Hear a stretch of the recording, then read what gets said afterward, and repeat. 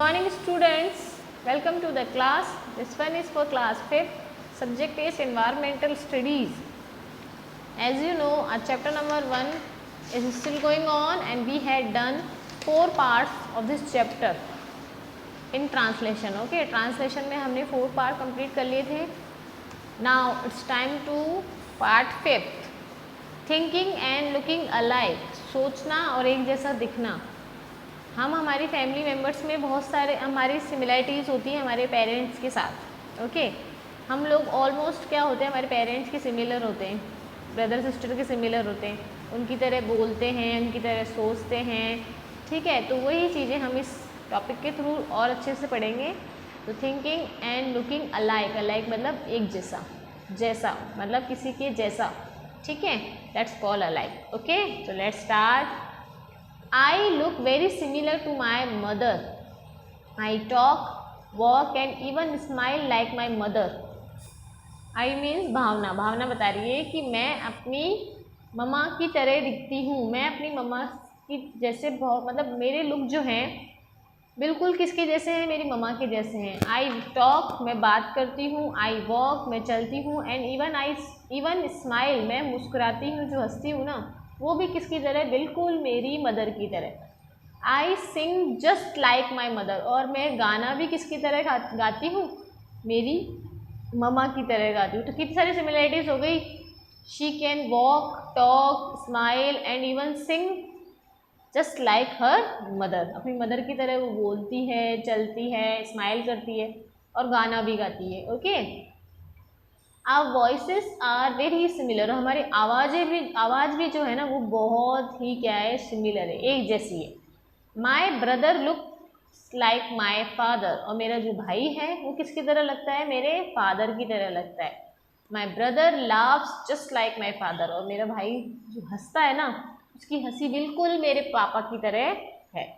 My relative say that my mother behave just like me when she was as old as I am now. मेरे relatives, रिश्तेदार बताते हैं, कहते हैं कि मेरी मदर जो है ना वो बिहेव करती, यानी कि व्यवहार करती थी बिल्कुल मेरी तरह जब वह क्या थी, मेरी एज की थी. मतलब मैं जितनी वर्ष की अभी हूँ, छोटी हूँ, वो छोटी है ना भावना, वो कहती है जितनी मैं छोटी हूँ उतनी जब मेरी मम्मा छोटी थी ना, तो वो भी मेरे जैसे ही व्यवहार करती थी, मेरे जैसे ही आदतें थी उनकी. ठीक है, तो मतलब मैं अपनी मम्मा की बिल्कुल कॉपी हो गई ना एक तरीके से. वो कहती हैं कि मेरे रिश्तेदार मुझे बताते हैं, आपके भी रिलेटिव्स आप लोगों को बताते होंगे ना कि आपकी मदर, आपके फादर जो हैं वो भी ऐसे ही बिहेव करते थे जब वो छोटे थे. तो वो कहती है मेरी मदर जब छोटी थी, मेरे जितनी थी, तब वो भी मेरे जैसे ही क्या करती थी, बिहेव करती थी. समझ में आ गया. Okay, now next. My uncle also looks very similar to my father.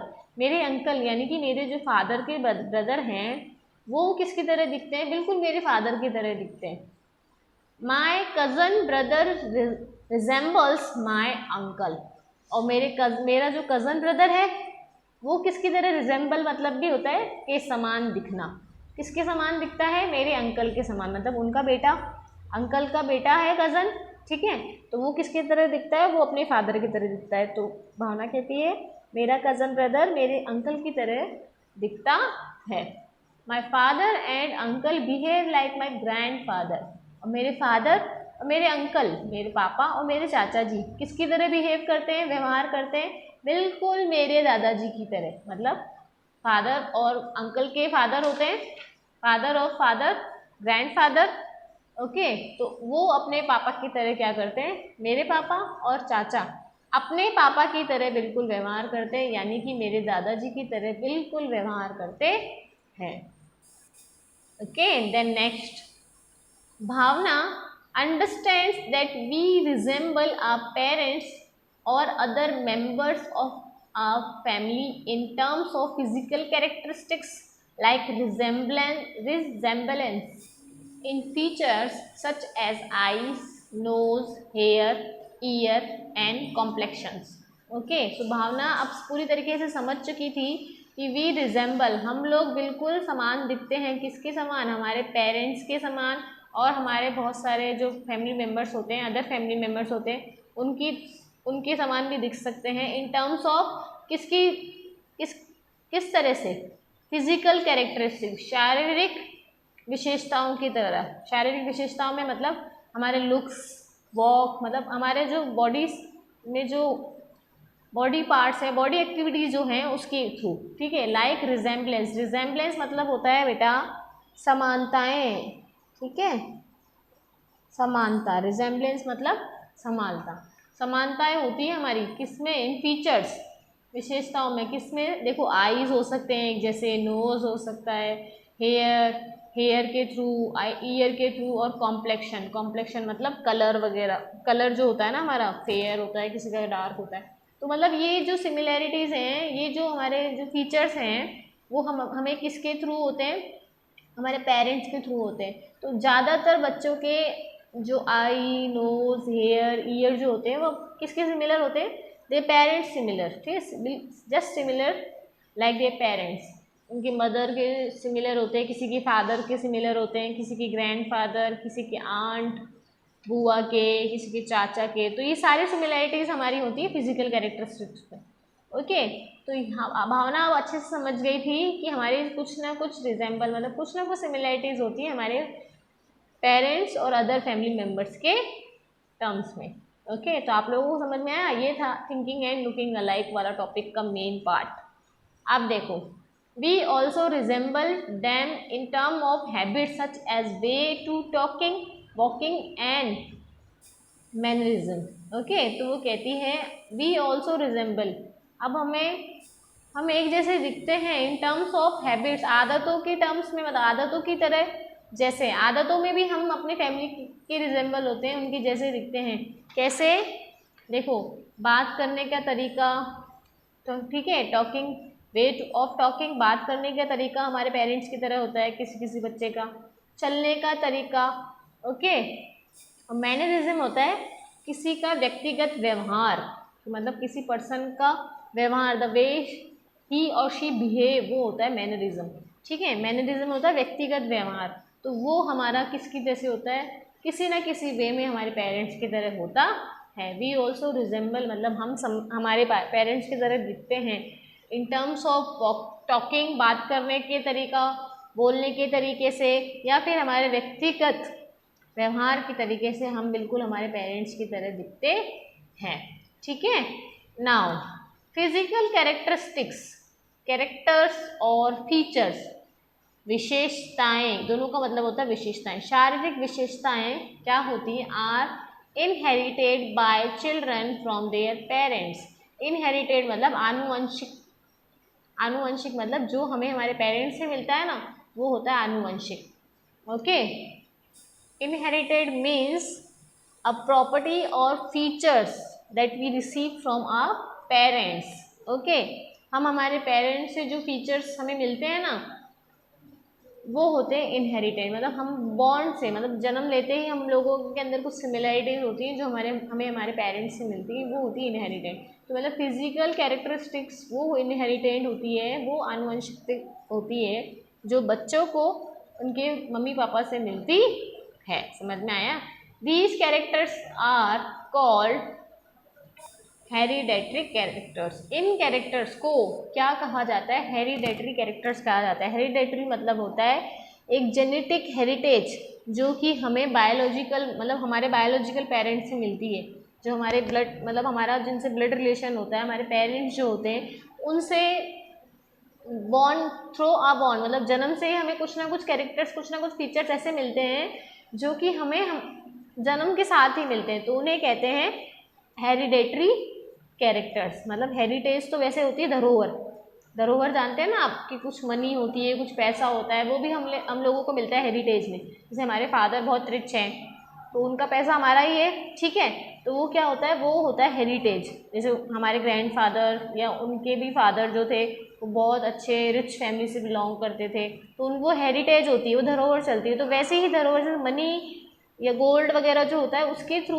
उसका जैसा ही हेरिटेज हमारे फिजिकल कैरेक्टरिस्टिक्स में भी मिलती है, वैसे ही धरोहर हमें हमारी शारीरिक क्षमता में भी मिलती है। जैसे किसी के फादर जो होते हैं वो बहुत ही ज़्यादा एक्टिव होते हैं, ठीक है, बहुत ज़्यादा फिटनेस पे ध्यान देते हैं, तो उनका जो बेबी होगा वो भी क्या होगा, मतलब कुछ ना कुछ सिमिलरिटीज़ उसमें भी होंगी, वो भी किसी ना किसी तरीके से अपनी फिटनेस के थ्रू बहुत ज़्यादा क्या होगा, मोटिवेट होता रहेगा अपने फादर से। तो वो क्या होती है, वो होती है हेरिडेटरी कैरेक्टर्स। हेरिडेटरी मतलब होता है वंशानुगत कैरेक्टर्स, वंशानुगत विशेषताएं जो हमें हमारे पेरेंट्स से, बायोलॉजिकल पेरेंट्स से मिलती हैं। समझ में आया आपको? बायोलॉजिकल पेरेंट्स से जो हमें थ्रू अ बॉन्ड, अपने हमारे जन्म के द्वारा ही हमें जो चीज़ें मिल जाती हैं जो हमारे लिए बहुत यूज़फुल होती हैं, ठीक है, तो वो होती hereditary characters. The transfer of characters from generation to generation is called inheritance. और जो ट्रांसफ़र होता है एक जनरेशन से दूसरी जनरेशन, जैसे हमारे ग्रैंडफादर से फादर पे, फादर से हम लोगों को, हम लोगों से हमारे चिल्ड्रन को, तो वो होती है इनहेरिटेंस, आनुवंशिकता। ओके, इनहेरिटेंस मतलब होता है एक चीज़ या फिर ऐसे कोई पॉइंट्स, ऐसे कोई फीचर्स जो एक जनरेशन से जो दूसरी जनरेशन पे हमारी फैमिली में चलती आ रही हैं, ठीक है, तो वो होता है। तो समझ में आया आप लोगों को कि इसमें क्या था? हमने ऊपर देखा लुकिंग एंड लाइक का, वो तो छोटा सा टॉपिक था, उसे इजीली समझ में आ गया। ये था फिजिकल कैरेक्टरिस्टिक्स। फिजिकल कैरेक्टरिस्टिक्स का मतलब आपको समझ में आया ना, शारीरिक विशेषताएं। हमारी शारीरिक विशेषताएं जो होती है ना, वो इनहेरिटेड होती है, किसी चिल्ड्रन की इनहेरिटेड होती है फ्रॉम देयर पेरेंट्स, उनके पेरेंट्स से मिलती है उन्हें।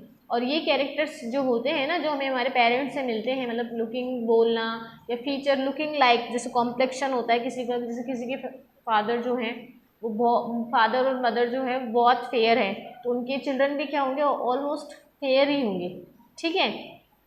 या फिर कोई और बॉडी एक्टिविटी जो होती है हमारी पेरेंट्स की होती है, वो हम लोगों की भी सेम ही होती है, तो वो होता है। जैसे किसी के पेरेंट्स की हाइट बहुत अच्छी है, तो उनको जो मतलब उनका जनरेशन भी क्या होगा, मतलब उनकी भी हाइट क्या होगी, अच्छी होगी। आप में से काफ़ी बच्चे होंगे जिनकी हाइट काफ़ी अच्छी होगी, क्योंकि आपके पेरेंट्स की हाइट क्या है, काफ़ी। तो ये होता है, ये इनहेरिटेंस होता है, ये मतलब ये हमें हमारी पेरेंट्स से मिलता है। हमारी जो जनरेशन, हमारे फादर की जनरेशन है हम लोग, तो उनके थ्रू हम लोगों को ये इनहेरिटेंस में मिलता है। ये जो चीज़ें हैं, ये आनुवंशिक चीज़ें हैं, ये एक जनरेशन से दूसरी जनरेशन पे चलती रहती हैं, ठीक है। Some characters are acquired from the surroundings, बस दीज आर नॉट इनहेरिटेड। और कुछ कैरेक्टर्स होते हैं, कुछ हमारे अंदर जो गुण होते हैं, कुछ विशेषताएं होती हैं, वो हमें एक्वायर्ड यानी कि मिलती हैं फ्रॉम सराउंडिंग्स, हमारे आसपास की चीज़ों से, लेकिन वो जो होती है वो नॉट इनहेरिटेड, वो आनुवंशिक नहीं होती। आनुवंशिक वही होती है जो हमें हमारे बायोलॉजिकल पेरेंट्स से मिलती है, ठीक है। तो आपको समझ में आ गया इनहेरिटेंस का मतलब? इनहेरिटेंस का मतलब आनुवंशिक, जो चीज़ें हमें हमारे पेरेंट्स से मिलती हैं, मतलब looking alike, body, weight, complexions and other characteristics of our body, वो हमें हमारे पेरेंट्स से मिलती है, वो होती है inheritance. Okay, now move on to page number 10। We must know, okay, यही पढ़ेंगे, फिर हम नेक्स्ट वीडियो में पढ़ेंगे। We must know. Gregor John Mendel worked with 7 characteristics of pea plants, like pea plants' height, seed, shape, and color, and formulated the law of inheritance. For his excellent work, he is known as the father of genetics. Okay, who is Gregor John Mendel? Gregor John Mendel was a meteorologist, mathematician, biologist, okay, Australian थे वो, जो कि इस सारे fields में काम करते थे। तो ग्रेगर जॉन मेंडल जो थे वो क्या थे, वो एक मैथमेटिशियन यानी कि बहुत बड़े गणितज्ञ और वैज्ञानिक थे। तो उन्होंने क्या किया था, उन्होंने वर्क विद 7 कैरेक्टरिस्टिक्स, उन्होंने 7 कैरेक्टरिस्टिक्स पे वर्क किया था। किस पे? पी प्लांट, मटर के पौधे पे, ठीक है। तो उन्होंने क्या किया था, मटर के पौधे की हाइट, शेप, उसके बीज जो कलर जो थे ना, उन सब पे क्या कहते हैं, रिसर्च की थी। And formulated the laws of heritance, और फिर उन्होंने आनुवंशिकता का नियम निकाला था। आनुवंशिकता का नियम मतलब वहीं से ये लॉ पास हुआ था कि जो हम लोगों के जो कैरेक्टरिस्टिक्स होते हैं ना, वो हमारे जेनेटिक्स होते हैं, मतलब जनरेशन से मिलते हैं हमें। हमारी जो फादर बायोलॉजिकल पेरेंट्स होते हैं हमारे, उनके थ्रू हमारे अंदर आते हैं। तो उन्होंने पीस प्लांट पे रिसर्च की थी।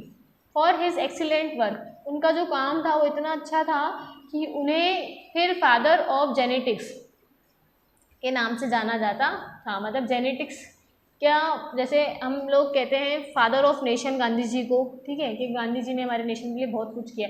तो जेनेटिक्स के फील्ड में उन्होंने अपने लिए बहुत सारी अचीवमेंट्स की थी और उनके बाद बहुत सारे लोगों को क्या पता चला, उन चीज़ों के बारे में नॉलेज हुई, तो इसलिए उन्हें फादर ऑफ जेनेटिक्स के नाम से जाना जाता था। Doctor Hargobind Khorana was an Indian American scientist. मतलब डॉक्टर हरगोविंद खुराना इंडियन थे वो, फिर अमेरिका में जाके उन्होंने वर्क किया, तो इसलिए उनको इंडियन अमेरिकन साइंटिस्ट थे वो। He was awarded the Nobel prize for his role in finding out the genetic code that was responsible for the inheritance of characters. उनको नोबेल प्राइज़ मिला था। नोबेल प्राइज़ तो आपको पता होगा, नोबेल प्राइज़ हमारी कंट्री का बहुत बड़ा प्राइज़ होता है, बहुत बड़ी अचीवमेंट होती है। तो उनको नोबेल प्राइज़ दिया गया था। क्यों? क्योंकि उनका जो रोल था, उन्होंने जेनेटिक कोड फाइंड आउट करा था। मतलब इस वे को पता चला था कि ऐसा क्यों होता है, कि किस वजह से हमारे अंदर इनहेरिटेंस कैरेक्टर्स आते हैं, वो चीज़ उन्होंने फाइंड आउट की थी। He was also responsible for the construction of the first artificial gene. और उन्होंने ही क्या किया था, सबसे पहला आर्टिफिशियल जीन जो था, आर्टिफिशियल जीन बनाया था। उसके थ्रू उन्होंने देखा था कि जेनेटिक जो कैरेक्टर्स होते हैं वो क्यों होते हैं, इनहेरिटेंस कैरेक्टर्स किस लिए होते हैं। उन्होंने वो आर्टिफिशियल जीन पे रिसर्च करी थी। तो आप लोगों को इतना डिटेल में नहीं पढ़ना, आप लोगों को इतना पता होना चाहिए कि इन साइंटिस्ट ने रिसर्च करी है, तो इसलिए हमें अच्छे से पता होना चाहिए कि इनहेरिटेंस क्या होता है, इनहेरिटेंस कैरेक्टर्स क्या होते हैं, तो वो ठीक है। देन है the process of inheritance of characters exist in plants and other animals too. और जो प्रोसेस होता है ना इनहेरिटेंस का, आनुवंशिकता का जो प्रोसेस होता है, वो सिर्फ ह्यूमन बींग्स में नहीं होता, वो प्लांट्स और अदर एनिमल्स में भी होता है। That's why lion is able to recognise its cub and a cow recognise its calf. इसीलिए जो लॉयन होता है वो अपने बच्चे को अच्छे से पहचान लेता है, और जो काऊ होती है वो अपने बच्चे को अच्छे से रिकोगनाइज कर लेती है, ठीक है। Actually every organism inherits some characteristics from her parents, but a few characteristics are different। मतलब एक्चुअली क्या होता है, मतलब वास्तविक में जितने भी ऑर्गेनिज्म होते हैं, जीव होते हैं, जीवों में कुछ ना कुछ कैरेक्टरिस्टिक्स उनकी फादर उनकी मदर के थ्रू होते हैं, लेकिन कुछ अलग होते हैं। इनमें भी कुछ कैरेक्टरिस्टिक्स, जो कुछ विशेषताएं होती हैं वो अलग होती हैं। सब कुछ एक जैसा नहीं होता, कुछ कुछ अलग भी होता है। Even in the case of twins some characteristics are differents. लेकिन ट्विंस होते हैं ना, मतलब ट्विंस में भी जो जुड़वा बच्चे होते हैं उनमें भी कुछ कुछ विशेषताएं अलग अलग होती हैं, कुछ कुछ कैरेक्टरिस्टिक्स अलग अलग होती हैं। ट्विंस तो बिल्कुल सिमिलर होते हैं, है ना, लेकिन फिर भी उनके अंदर कुछ कुछ कैरेक्टरिस्टिक्स क्या होती है, बिल्कुल डिफरेंट होती है। You will study about the reason behind this in higher classes. और इसके बारे में इसलिए मैंने आप लोगों को इतना डिटेल में नहीं बताया, क्योंकि आप लोग अभी छोटे बच्चे हो, तो आप लोगों को इन चीज़ों के बारे में डिटेल में आगे जो हायर क्लासेस पढ़ेंगे ना आप 8, 9, 10, इसमें बहुत डिटेल में इन सब चीज़ों को अपने साइंस के बुक में पढ़ेंगे, इसलिए इतना डिटेल में नहीं दिया हुआ। आप लोगों को सिर्फ नॉलेज होनी चाहिए कि कौन थे, ग्रेगर जॉन मेंडल कौन थे और डॉक्टर हरगोविंद खुराना कौन थे, तो ये आपको पता होना चाहिए। फादर ऑफ जेनेटिक्स किसको कहा जाता है, ग्रेगर जॉन मेंडल को कहा जाता है, ठीक है। और हमारे इंडिया में इंडियन साइंटिस्ट कौन से थे जिन्होंने एक आर्टिफिशियल जीन पे रिसर्च की थी, डॉक्टर हरगोविंद खुराना, ठीक है। सो नेक्स्ट वीडियो में हम यहाँ हमारे क्वेश्चन आंसर्स देखेंगे पहले, देन फिर हम बुक रीडिंग का नेक्स्ट पार्ट करेंगे। Okay, so till then stay safe, stay home.